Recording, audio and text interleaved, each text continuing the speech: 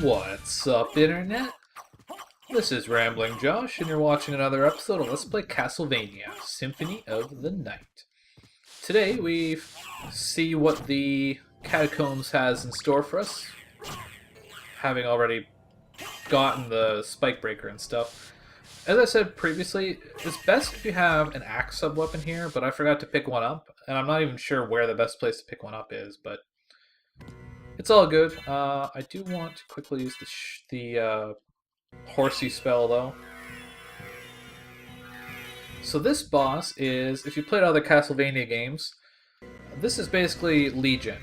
In this game, he's called Granfaloon for some reason, but in other games, he's referred to as Legion. Basically, he's got a whole bunch of areas composed of corpses covering him, and you have to break them and then try and hit the core. Wow, he's dead already. That went really well, actually. I don't think I've ever killed him that fast.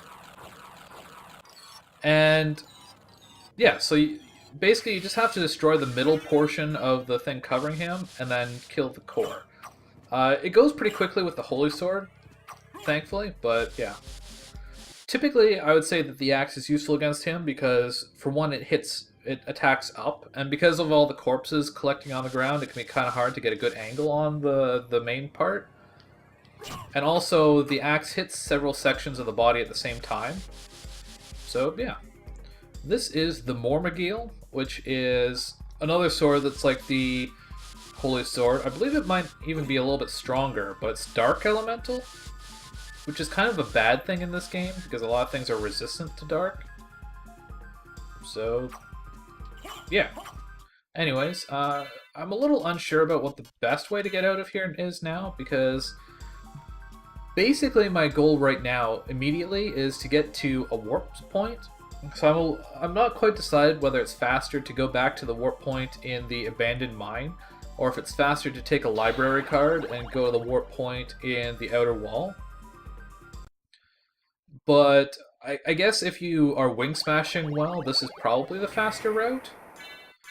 That said, I'd never wing smash well, so this is probably going to backfire, but I'm going to give it a shot anyways. That's a lovely start, Alucard, thank you. It's hard to wing smash across rooms because when you transition to the next room, it actually resets your inputs. So if you did half of the wing smash input, then that doesn't really count for anything in the next room.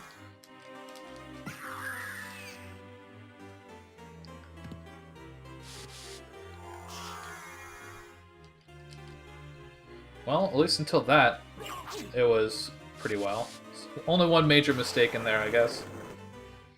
So that probably is actually faster.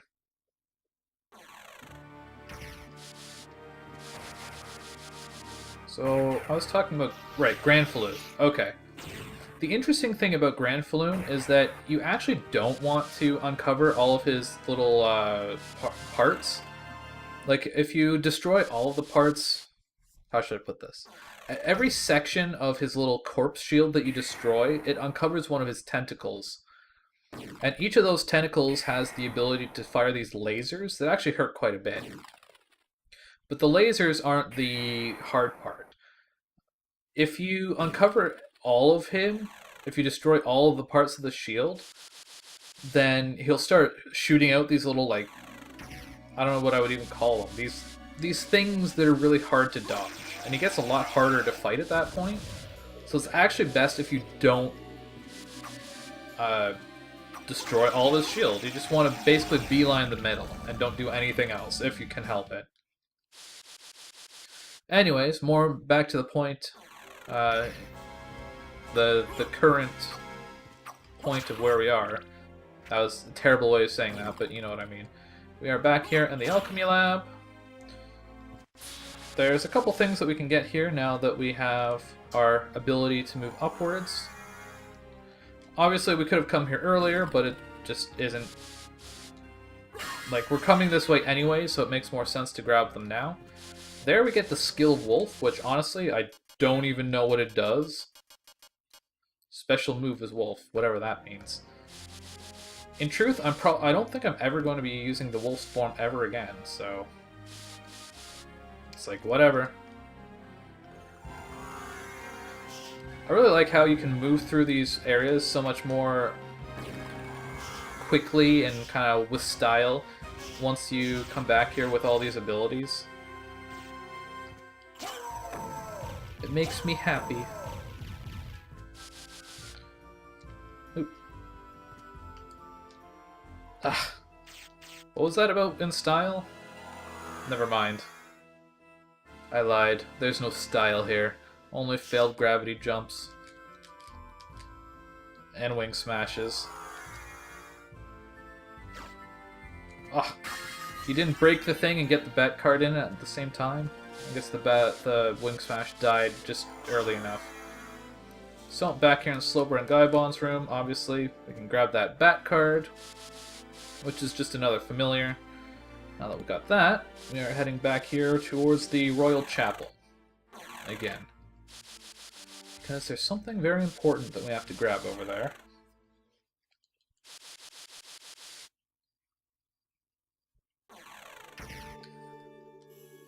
And while we're in this room, we've got some map percentage to make up.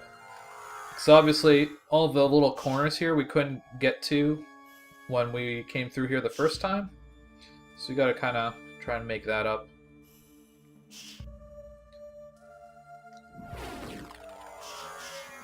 Of course, getting through this room is a little annoying just because flying is slow when you can't wing smash, but whatever. I guess the optimal way to do this would be to like wing smash and then mist and then transform back into the bat, and then on these corners gravity boots. Kind of like that.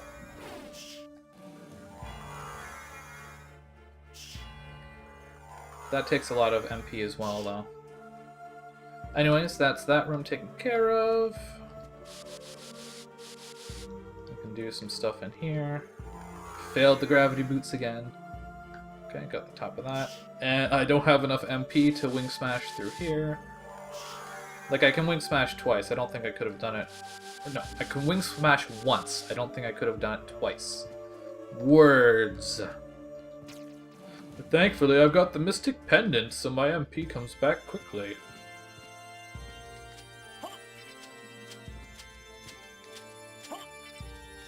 Die, birdie. Even with all my power, the bird is like super annoying. Anyways, we can come through here. Oh, do I not have the... Oh, jeez. Spike breaker, jeez. Okay. Whew. So, you might be wondering why exactly it is you need the spike breaker here. Obviously there's spikes here, but you could just fly down the middle here, and there's nothing stopping you from just misting, going straight from bat to mist and going through there. Well, assuming you had the MP to do it. And believe me, I thought the same thing the first couple times I played the game. Like the second time I forgot, but the reason you need the spike breaker to get through here is because of this door. Because there's no way for you to go from bat to opening the door. Like, you can transform back to a human, obviously, or vampire, but you need to touch the ground to open the door, and if you touch the ground, you hit the spikes, and if you hit the spikes, you get bounced 5,000 times and die. The one you're looking for, but I So, found yeah. Belmont. Really? Really? So he is here. Mm-hmm. But the one I saw was the enemy. He was the lord of this castle. That can't be true. That You're wrong. can't I be! must go now. Well, Maria seems a little upset. But, coming in here, we get the silver ring. Now, I never really looked at these, but the gold ring and the silver ring both have a little inscription on them. And if you put them together, it says, "Where in Clock Tower." So that is what we are going to do. But first we gotta make our way back there.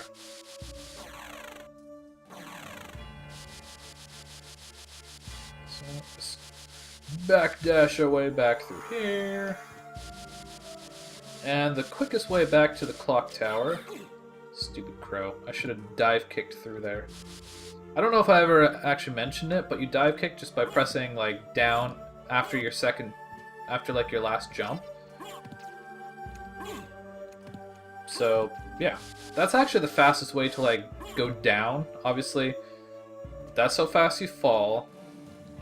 That's how fast you kick. So yeah. Anyways, we want to take this shortcut back through the Colosseum. Now, if we're talking about optimal routes, you may recall that I mentioned earlier that getting the Holy Sword when I did was not optimal, because we're taking this route back through the Colosseum anyways to get back to the clock tower. So obviously, if we're talking about optimal, then now would be the best time to get the Holy Sword, but ultimately, the sword is strong enough and useful enough that I prefer to just get it pretty much as soon as you can, because it's really good. It's very useful.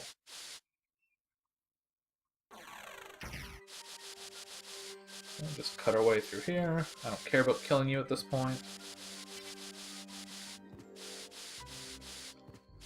Shield dashing, why you fail me? There we go, this wasn't too bad. And luckily enough, as far as I'm aware at least, you can't actually get stuck on the other side of this statue. It'd be funny if you could be like, you're trying to come down here and it's like, oh, no, the statue's closed, no coming down here for you, guess you better wait a minute. Anyways, we want to equip the silver ring and the gold ring. Wearing both of those inside of the clock tower will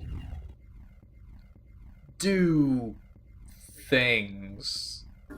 I think you might have to have killed Olrox as well, maybe? I'm not sure about that though.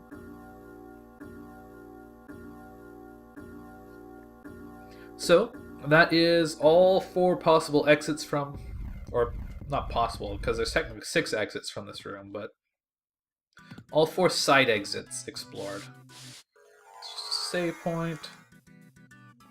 And there's some of them heart ups and life ups and stuff in here.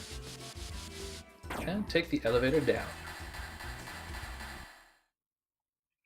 Now, on the PSP version of this game, there's actually a boss fight coming up, but for some reason that's not the case in this version of the game. It's kind of weird. And Richter. Alucard just kind of automatically goes up that thing. Maria? If you get even close to it. I'm sorry. It's kind of weird. You were right. He has joined forces with the enemy. So it was a Belmont after all. But someone must be controlling him. Whatever we do, we can't harm Richter. But he must be stopped. I know. Well, here. Take these with you. Holy What are glasses. these? If you wear these, you can see beyond evil illusions. Thank you. 'Tis best then if you pray for the soul of your friend. Goodbye. And she just kind of sticks around. So that was the entire point of coming down here, the holy glasses.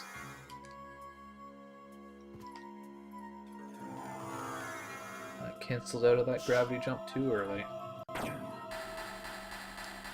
So the holy... Actually, what am I doing? I didn't even have to come back up here. I guess I should have... It was good to get the right side of that lower chamber for map completion, though. Anyways, put our other accessories back. I want to use one last library card. Obviously, I bought way more of them than I needed, but I would much rather have too many than not enough. In truth, I probably used too many of them in this route. There's probably a much better way to route the castle here than using a library card anytime you do anything. But whatever. And for once, we're not warping back here because we need to go through the Angel Corridor or the Warp Room.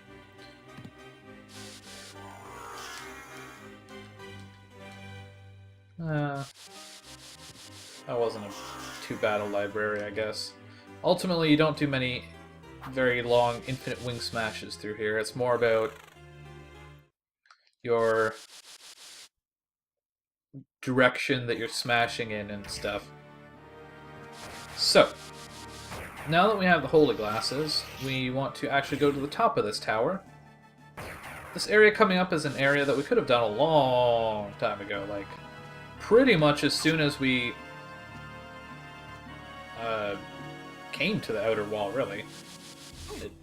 I just prefer to save this area for last. For some reason, well, it's a pretty annoying area, so I guess maybe there's something in that, but I don't think that's the reason why I save it for last. Hit up the save point there, just for map completion.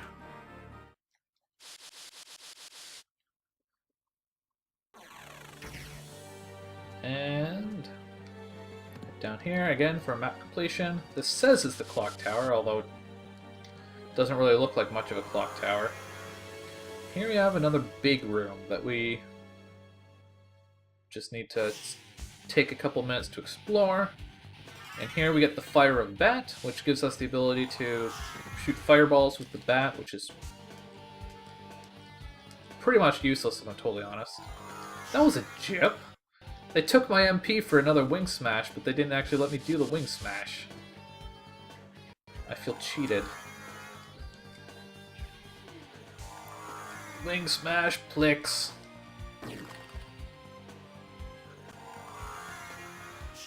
Actually, for this one I can probably... Oh, maybe not. Just go back over this way once more. Oh, I didn't want to get those items. Ah! Oh well. Now my MP is running low, but I shouldn't need to do any more wing smashing in this room. This area is kind of annoying because they've got all these collapsing platforms. It also makes it pretty annoying to try and, like, map completion your way through here, because there's all these areas that are, like, they don't become available to, like, you can't get up there from down here until that section of the walkway collapses. Same story there. But I think I should be fine now. Is that the entire room? Yeah, okay.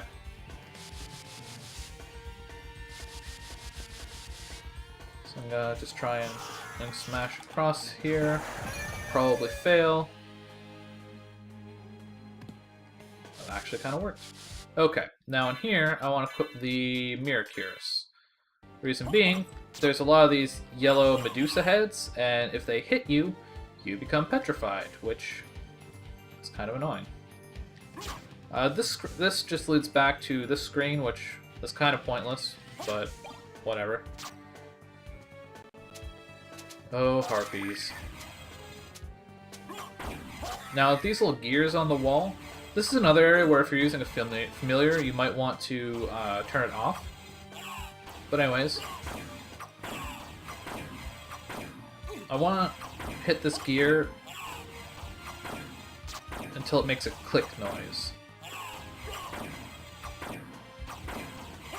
There we go. Okay. And just come down here. Stupid harpy. Stop being so annoying. Almost hit those spikes. Oh jeez. You also want to avoid using Soul Steel here because it will hit the gears. Okay, that one clicked. Now over here. Now you'll notice that this is like a not a solid wall, but it's blocked.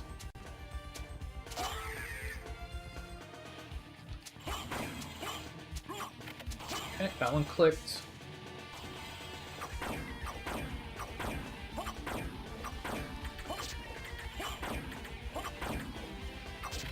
Okay, and as you probably saw, when that last gear clicked, the door opens. The only thing we want out of there is the steel helm. It's a little bit higher defense than the ballroom mask, which is not really saying much, but whatever. No, gravity jumped. There you go. I don't know why I'm trying to open that up with fireballs. Flea armor, die! How did that happen? Whatever. Actually, might be a good way to deal with these guys. I don't know. I guess the thing about Soul Steel is the input takes a second, and these guys don't typically give you a second to actually input it. So, jump into the ceiling here. Oop, no! Go back up there. There's another side of the room, you stupid. Grab the life max up. These guys can be kind of annoying. They just kind of float around and stuff. But when it's just one of them in a pretty small room like that, it's... with not a lot else going on, it's not a big deal. Go away! I don't love you anymore! I don't even know what that means. Who could ever love a flea man? I wanna get this corner up here for map completion. These guys are funny. So, well, this doesn't happen with the guy in the clock tower, or not the clock tower, but the outer wall, I don't think. But when you kill these guys, they actually turn into a Vandal Sword.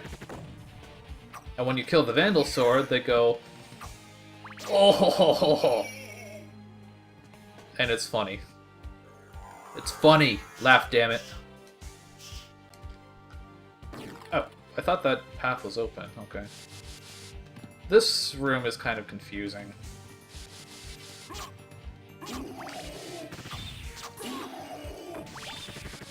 Oh, thank you for the cutlass. That's so useful. Open that up, and that's a healing mail, which is actually pretty interesting. That will periodically heal you a little bit over time. Or is it over time, or is it based on walking? I don't remember. But either or, it's kind of interesting. It's a pretty unique piece of equipment, but not something I care about. Oh, I should... not because I need to, but because it'll be funny. Funny-ish. Go get him, Horace!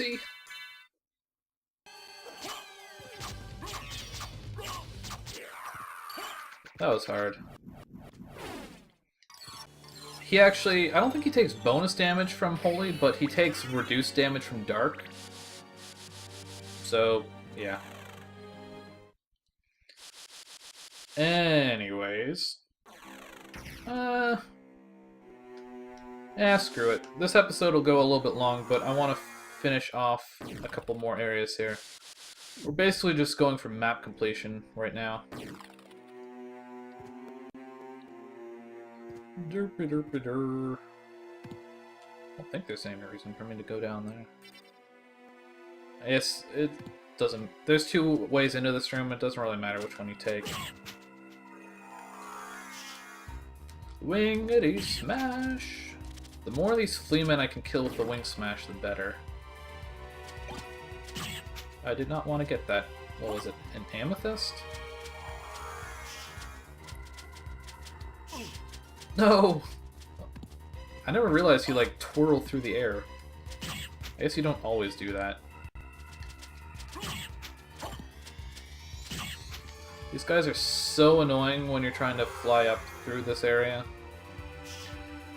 It's a bit of the pain in the arse. Power of Mist. I believe that just reduces the MP cost of turning into the Mist. You may have noticed that the Mist is extremely heavy on the MP if you do it for more than like a fraction of a second. Ugh. I was trying to do a wing smash in his face, but it failed. So yeah, the Power of the Mist just lets you kind of float around a little more willy-nilly. Which can be handy, but not really. No, the one time I chained the gravity jump and I hit the ceiling. I don't know why it is that after you hit the first one, all the subsequent ones are always like stupid easy, but that just seems to be the case for some reason. Grab all these things. All the things.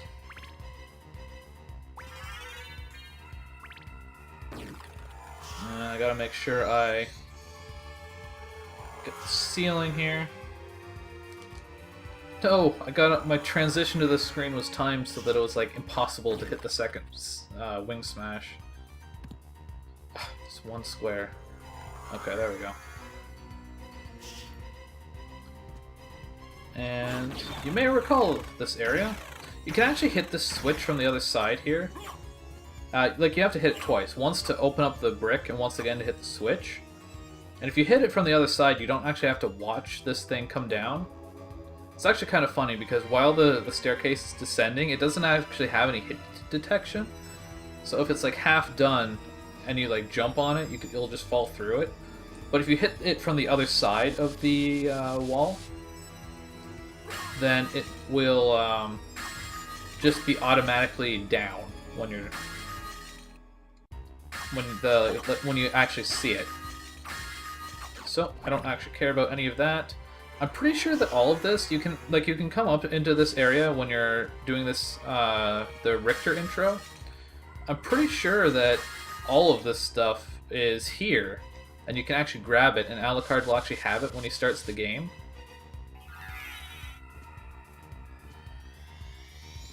There's actually an interesting skip here. I don't actually want to do it, but I thought oh wow. Apparently even worse at this than I expected. There's a thing you can do here where you can, like... I don't even know, man. You can, like, dash at the staircase and you do, like, a jump and...